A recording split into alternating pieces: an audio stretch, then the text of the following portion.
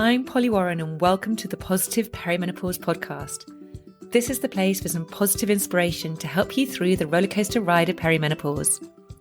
I truly believe that with the right support, knowledge and wellness tools, you can feel your best yet, because I'm learning this life phase can be a truly exciting and often pivotal time of life. With every episode, my mission is to support and empower you to own your menopause, because it's time to start taking care of the most important person, and yes, that's you. So thank you for being here and sharing your time with me.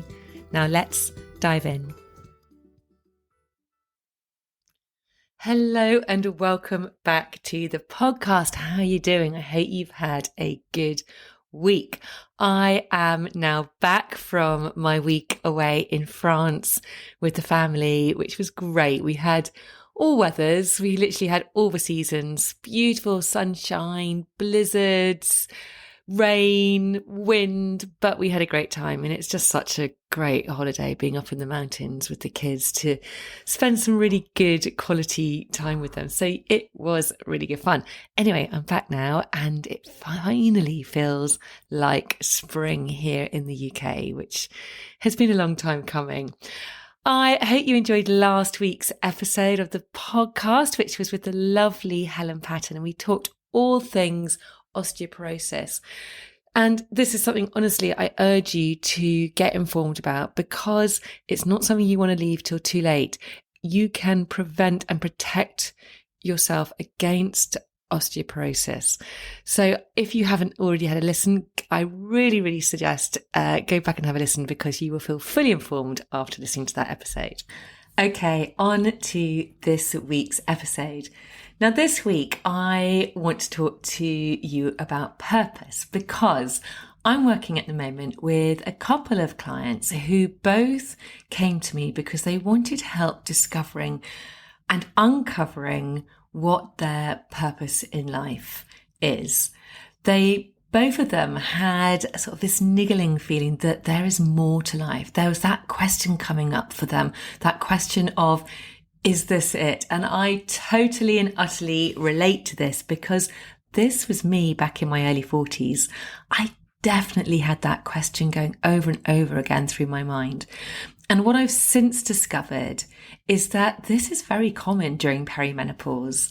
I think many of us get to this point and suddenly start to worry that we haven't achieved perhaps what we thought we might have achieved by this stage.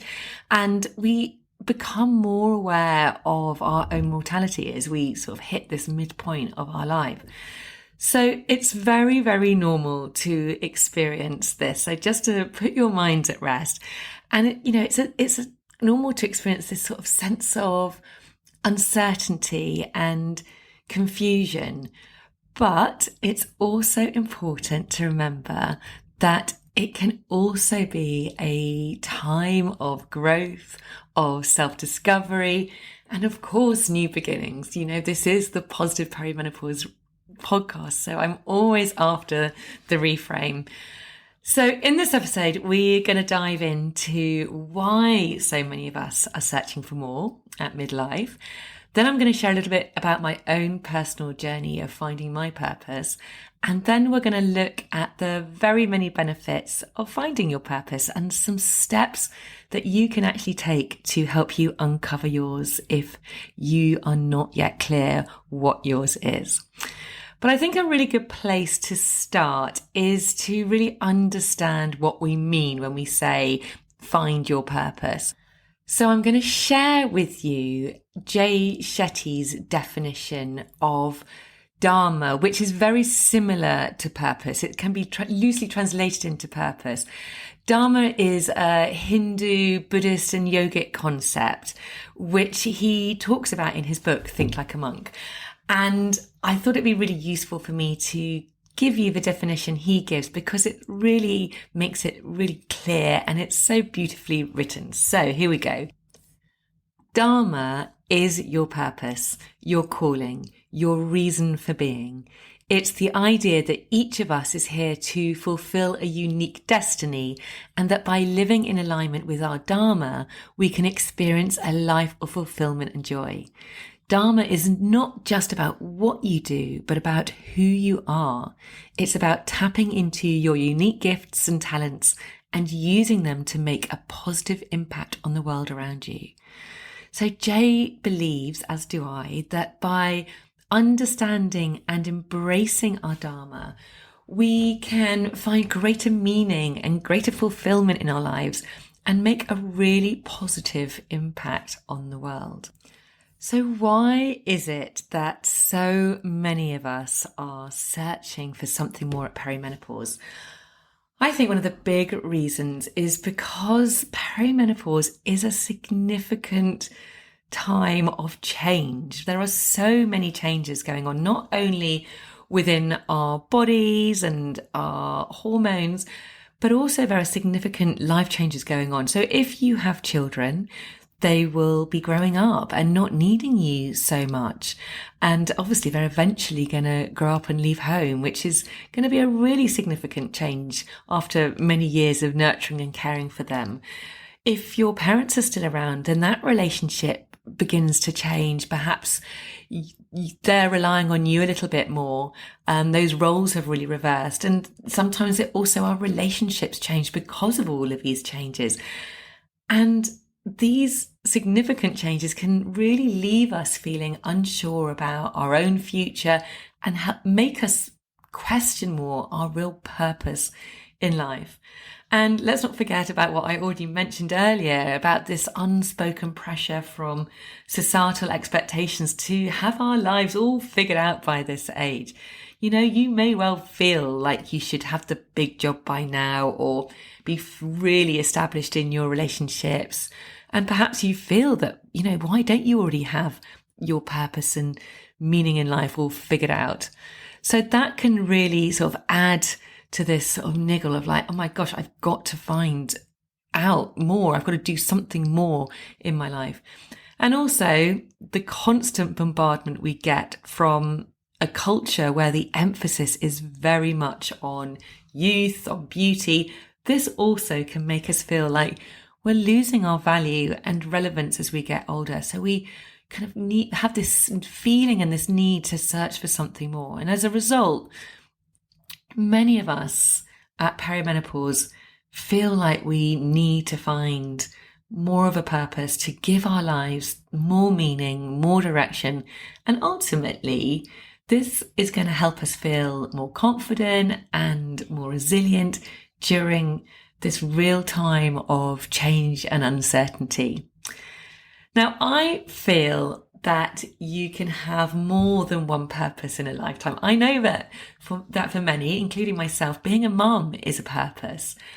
And for me, it was something I always wanted, was to be a mum.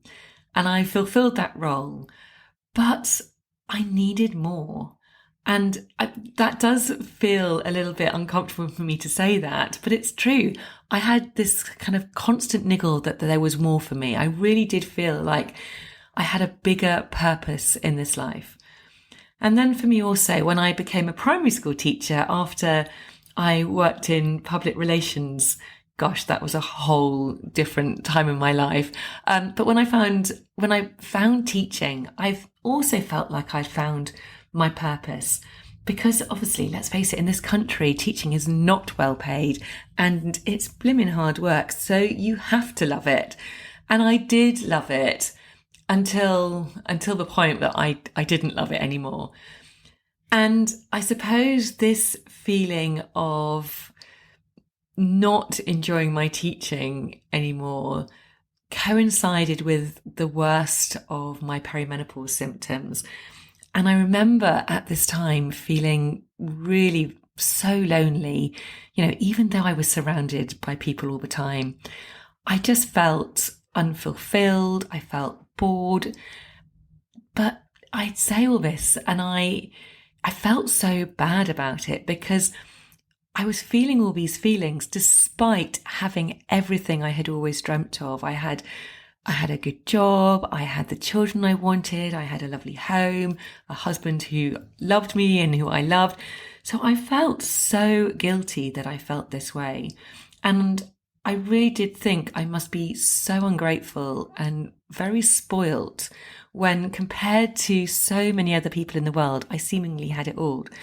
But what I realize now is that what I was feeling wasn't kind of greed or just kind of wanting more. The feeling was unfulfillment. I wasn't living my purpose, which meant that my life lacked a bit of meaning. Although, yeah, I mean, as I say, even saying that now makes me feel a bit uncomfortable because I had my children and yeah, it didn't seem quite enough. But my soul knew that there was more for me. And I'm going to talk a little bit more about this a little bit later on. So I was at this stage in my life where teaching children just didn't light me up anymore. I do remember just dreaming of freedom, particularly time freedom. When you work in schools, you really are governed by the timetable. You have to be there. And I remember just constantly having to miss my own children's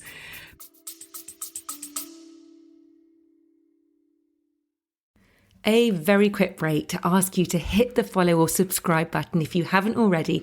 And if you're enjoying this episode, I'd be super grateful if you could hit those stars and rate it too. Thank you.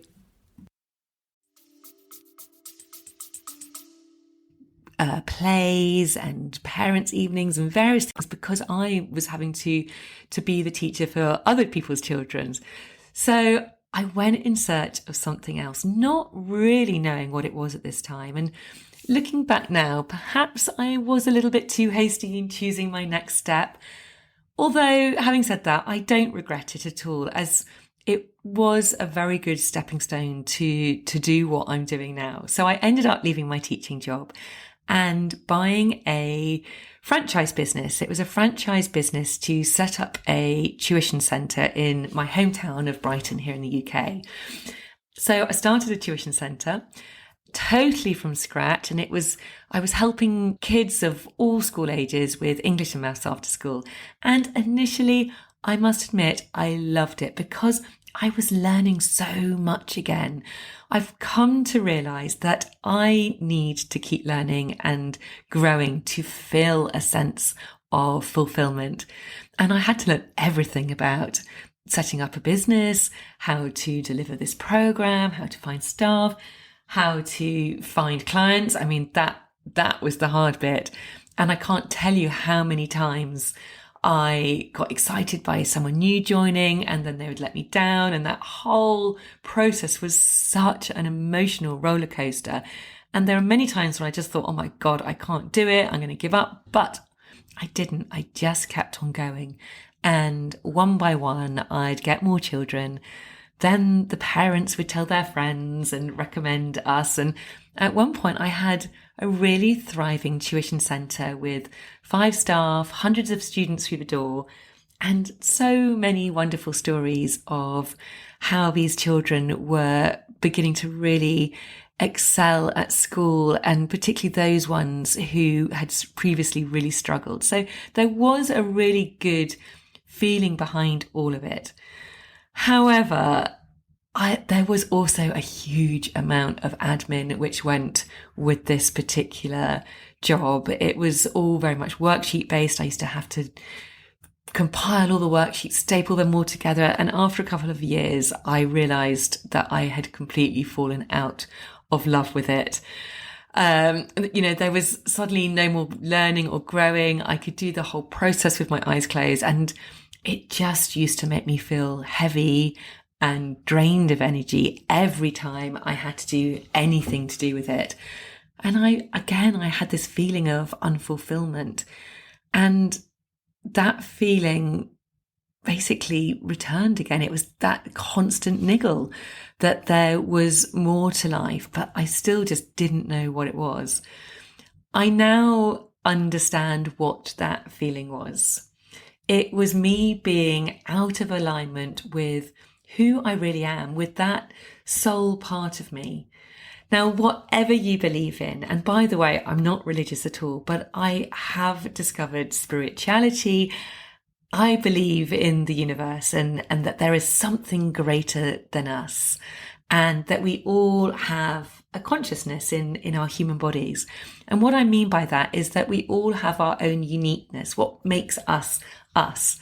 And when you strip away your identities in the world, if you strip away that you are a partner or a wife or a mother or a sister, and even if you strip away your name and you ask yourself, who are you? You are consciousness, and that's your soul. So in order to feel fulfilled and happy, we need to ensure that our lives that we are living, are aligned to that consciousness part of ourselves, aligned to our true soul. And how do we do that? Well, I'm going to give you some suggestions a little bit later on. So whilst all of this was happening and I was doing the tuition centre, I was also at the same time on a real mission to find out everything about perimenopause and menopause. And this really was the start of a massive journey for me of self-development. So alongside the tuition business, I just became obsessed with all things personal growth. I was taking courses, reading so many books about health and about menopause, and learning about things like meditation and mindfulness. And before I knew it, I had signed up to do a health and life coaching course, not really knowing if that's what I wanted to end up doing, but I just was following my interests at the time. And what that course did for me was huge. It did help that also I was doing all of this during COVID and we were in lockdown, and I was trying to take my tuition business online, but it was very much an in-person business. So I did find that I had a bit more time on my hands. And I really at this point discovered that I've got to find something else, because the tuition business also wasn't great in a pandemic, but also I just needed to do something which was going to light me up a bit more. So the coaching training was incredible, because part of training to become a coach is that you are practicing constantly with other coaches all the time. And so you're constantly being coached yourself and exposed to all the tools that you're learning about. And this is when I realized really that this is what I wanted to do. But I kept the tuition business going because it was bringing in a nice monthly income. But what I did do is I employed someone to help me with all of the really boring admin bits, which I just did not want to do anymore. And actually what that did is it opened up some space for me to really dive into all of the stuff which was lighting me up. I also started listening to a podcast at that time by someone called Kathy Heller, who's had a really big impact on my life. And her podcast at the time, it was called Don't Keep Your Day Job. It's now actually just called The Kathy Heller Show. And she started her podcast by helping people really find things which really make them happy and light them up, and turn it into a business. So this was a huge source of inspiration for me. And I mean, I ended up taking one of her courses, Abundance Ever After, and I've done lots of things with her. So I'll put her link into the show notes. And then I got to a point, and I was still doing the health coaching training, but I got to a point that I decided that I needed to share what I discovered about perimenopause and menopause to a wider audience. And I remember so vividly that I set up this Instagram account, which I now still have. At the time, I called it the Menopause Hangout, which I quickly changed. I didn't like it after literally a moment. But I was not an Instagrammer at all. I had a very, very small other Instagram account. I had pretty small following on Facebook, just sort of friends and family. And I definitely was not someone who was comfortable about putting themselves in front of the camera. But I wrote a post about why I was setting up this Instagram account. And I talked about my own personal experience of all the difficulties I had experienced through this sort of perimenopause journey, and how I had since realised what it was. And I actually looked back when I was planning this episode. I actually looked back at that post. It was the first post on my Instagram. And my goodness, I remember how terrified I was because I was putting it all out there. I was being super vulnerable. I hadn't even told my parents what I'd been experiencing. And I just didn't want to sort of talk about it. And the first that they heard about it was on my Facebook page. And I do remember I got this call from them kind of soon after I put it out and saying to me, like, are you okay? And I remember my mum saying to me, but you can't be menopausal, Polly. You're far too young. So, that was also her thinking. And that was obviously what I was thinking. Thankfully, all this is changing. But, also for them, I think it was difficult because that's not really what you do. You don't air your dirty laundry in public. So for me, there was a huge amount of fear and doubt and discomfort. But I kind of knew that this was kind of what I needed to do, or I wanted to do. There was something inside me which kind of felt that this was the right thing to do. And I have to say, the response I had from friends and even from friends I hadn't heard from or spoken to for ages, it was just amazing. And what was also amazing is that suddenly I had all these people come forward saying to me that they felt the same. And that honestly made it all worthwhile. And I decided that at that point, if I could help just one other person through this perimenopause transition, then that was an impact I wanted to make, and it would all be worth it, however small my impact was. And it's funny also when I was looking back at my Instagram, I think it was maybe the fourth post which I did on it. I did a post about, I think I called it, on the front bit, feel the fear and do it anyway. And I recently read the book by Susan Jeffers, Feel the Fear and Do It Anyway, which is a great book, by the way, if you haven't read it. And in that post, I write about how I had sent that first post and how the doubt, the fear, the imposter syndrome, how it had all totally taken hold of me. There were so many questions of, what am I doing? Is this really the direction I want to go in? That what I kept coming back to, going, is this what I want to do? Do I want to talk about menopause? I always remember thinking, what if this isn't the thing which is going to light me up? What I also was thinking, what am I going to post about? And then even, what will I do if this isn't the thing? And what will everyone think if I pull out now? So all of this going in my mind. But if I hadn't have put that first post out, I just would never have known. So I'm so glad that I did. If I had allowed those voices, my ego, to get the better of me, I might well still be stuck in my tuition business. So that saying, feel the fear and do it anyway, really did help me get out of my own way and just do it. Because in order to move forward, we're going to feel uncomfortable. That's a sign that we are growing and moving into new and exciting and unknown territory. It's scary as hell and super uncomfortable, but equally, it can lead to really amazing things. So that was back in September 2020. And since then, I've launched a podcast and I've spoken to so many incredible humans who are all doing fantastic work in the world. I've worked with groups of women. I've worked with women one-to-one. I've done webinars and workshops online and in person. I've given talks about menopause to organizations.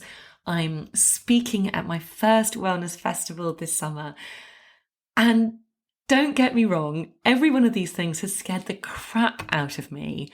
But every time I do something new, I get through it. And then I have more evidence to suggest that I can do it again and again. And so can you. It's about taking those first steps and just trying stuff out. So eventually last May, I decided it was time to free myself from the tuition business. And although that was super scary, losing the security of my monthly income, it was the best decision because it's given me so much more space to follow my dreams and to fully step into my alignment. And when we are in alignment with ourselves, we are vibrating at a much higher frequency. And this is when we attract more of what we want to us. So this is a little bit of the woo side of things. And I do talk about this more in my episode on boosting your energy levels, which is episode number 17. But I have really noticed this happening for me because many of those opportunities I just mentioned, they've come to me. I haven't sought them out. They've just sort of arrived in my inbox, almost like magic. Honestly, it's completely nuts, which is why we just need to keep focusing on doing what lights us up to keep our vibrations high so we keep attracting more of what we want. So that's my story so far. And to be honest, I'm still very much on it, and I'm very, very open to the fact that what I do and who I work with may well change again.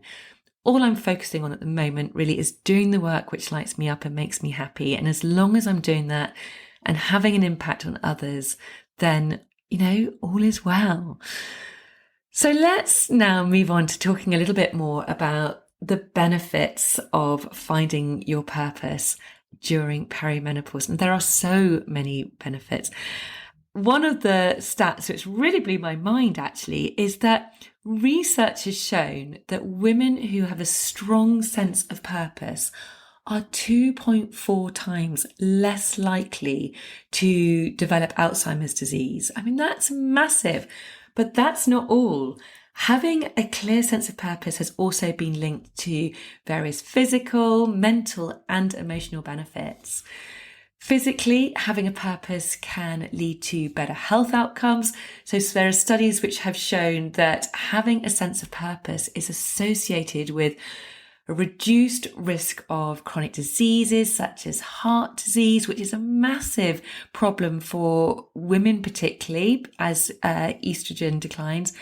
Diabetes, strokes. It's also been linked to having a longer lifespan.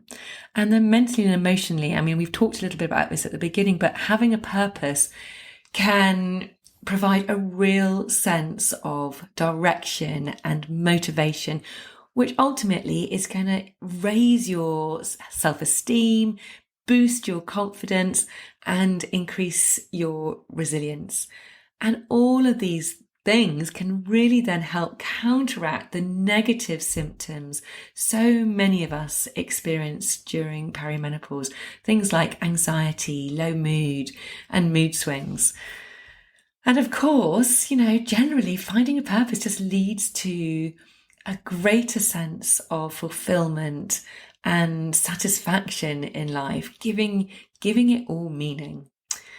So what the hell can you do to help discover your purpose if you have no idea where to start, or if you kind of know what you want to do, but you're not sure, how to get going? So I have got here 10 steps to give you some direction in how you can get started. So the first step, now I always start any step by step with this one, which is all about awareness. So I would say that the first thing to do is to start noticing what lights you up and what doesn't. Notice how the things that light you up make you feel. Do you feel energized? Do you feel excited, enthusiastic? Do you feel playful? And then notice the things which don't light you up and how do they make you feel? So for me, it was that feeling of dread, of real heaviness and fatigue, fogginess, lethargy when I was doing all of the things I didn't really want to do.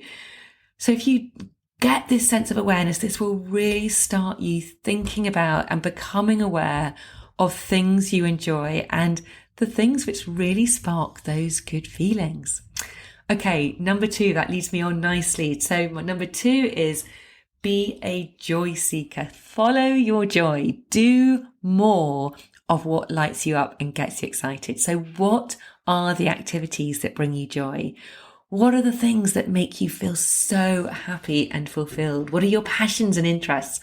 So if it's dancing, dance more. If it's cooking cupcakes, cook more cupcakes. If it's writing more, then do more of that. For me, I discovered that it was a real thirst for new knowledge, particularly on the subject of health and wellness. I just devoured books on all of this, and then I just wanted to share it with others. But as well as that, I suppose for me, it's kind of getting outside, having fun with friends, travel, dancing. So it's just important to be aware of this so that you make sure you are creating opportunities for you to do more of these things. It's so crazy that as human beings, we often get so stuck in patterns of just going through the motions and not really giving ourselves the opportunity to do the things we really, really love. So this is your permission slip. Go and find the joy and do more of that. Okay, number 3. This is about taking some time to reflect on your values. Your purpose has to match up with your values. Now, if you are not sure what your values are, I did a whole episode on this. It's episode number 39. So in this episode, I walk you through some questions which really help you to think about what is important to you and what you stand for. So for me, I knew that one of my core values was freedom. When I was a teacher, as I said, I had no time freedom. And when I had my tuition business, because it was a franchise business, I had little freedom in the way that I did things. Although I must admit, I did do a lot of things my way anyway. But once you have more of an idea of your values, it can really help you get clear on what you don't want, even if you're not sure what you do want yet. Okay, number 4. So this is all about thinking about your past experiences and identifying your strengths. So think about the things that have brought you joy and fulfillment in the past. So this can include hobbies, it might include volunteer work or career achievements. Reflect on what made these experiences meaningful and how they align with your values. So I think here it's a really good idea to make a list of your strengths and your skills and your talents and really consider, what do you excel at? What comes naturally to you? And what do you enjoy doing? I know that this can be quite difficult because when something comes naturally to you, sometimes you're not really that aware of it because you believe that everybody else can do that thing. But actually, it's a really good opportunity to try and take a step back and really think about, when is it that you kind of lose time? You're so engrossed in something because you enjoy it so much. Again, this could be a really good time to get your journal out, do a bit of writing to help you really get clear on what these things are. So for me, I knew I could teach. I had those skills. I also enjoyed researching and curating information. I enjoyed doing all those sort of lesson plans. And I also really enjoyed helping other people to grow and to flourish.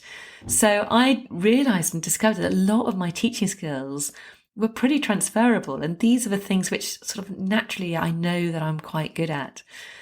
Okay, number 5, consider your impact. So think about the ways in which you can make a positive impact on the world. What causes or issues are you passionate about? And think about how you can use your skills and talents to contribute to the greater good. So for me, I know that once I realized that I was perimenopausal and had no clue what was going on or no clue about perimenopause, it kind of fed this drive in me to do something about it. So I've used that sort of passion and rage and fire to really try and contribute to the greater good and to help others. So try and think, is there something you feel really quite passionate about which you could use? Okay, number 6. This is all about seeking guidance. So I really invite you to seek the guidance of a mentor or a coach or someone who really inspires you. So this is about talking to others who have found their purpose or who can help you find yours, and ask them for advice or insight. Sometimes we need other people who are not our closest friends or family to help us, because sometimes the limiting beliefs of our loved ones can actually hold us back. They may not think something is possible. So unwittingly, they probably don't mean to do it, but unwittingly they pass that doubt on to you.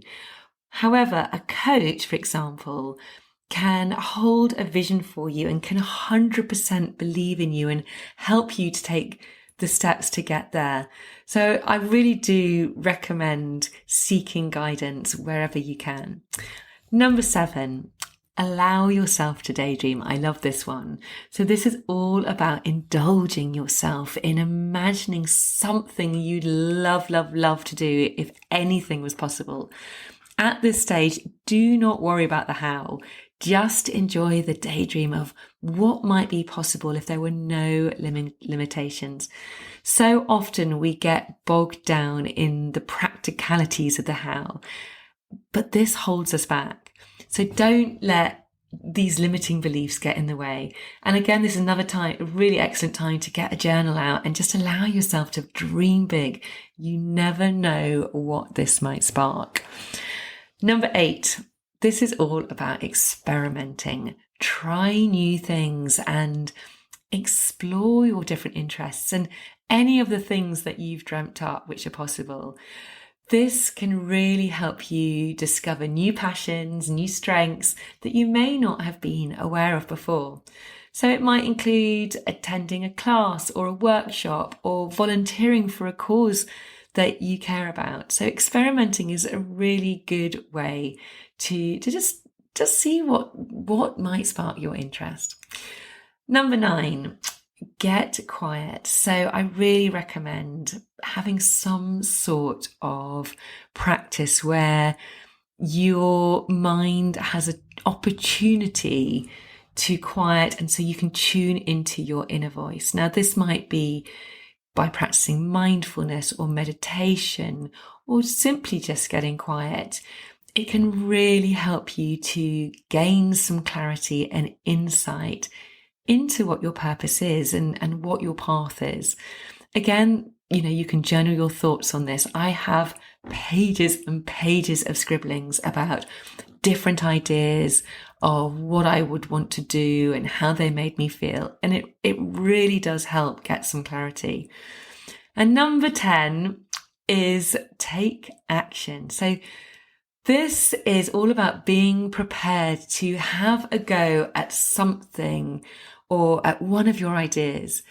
Do it messy. Nothing ever starts perfectly. Again, don't worry at this stage about the how. Just try stuff out and have fun with it and take one step at a time. You never know where it may lead you. So for me, that started with that first Instagram post. I had no idea at the time that I would end up doing a podcast. In fact, honestly, I couldn't even have imagined it. So it's about following the breadcrumbs the universe lays out for you, following your joy and trying things out. And if it doesn't work out, then that's a sign to try something else. So there we have it.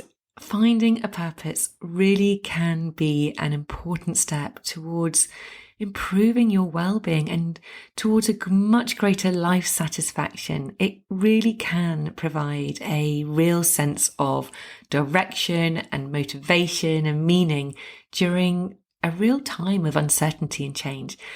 And don't forget the benefits of having a sense of purpose. There were so many. Increased resilience, improved cognitive function, reduced risk of Alzheimer's, and of course, greater life satisfaction. So remember, perimenopause and midlife can be a time of growth, of self-discovery, and new beginnings. And I really, truly do believe that finding a purpose can be a key part of that journey. And if you've been nodding your head along to what I've been saying as you've been listening and you're thinking, yes, I need to find my purpose, then why not use this as a sign to do something about it? If you feel called to come and work with me and feel that you could really do with some support with this, I currently have 3 spots which have opened up to work one-to-one with me for 3 months.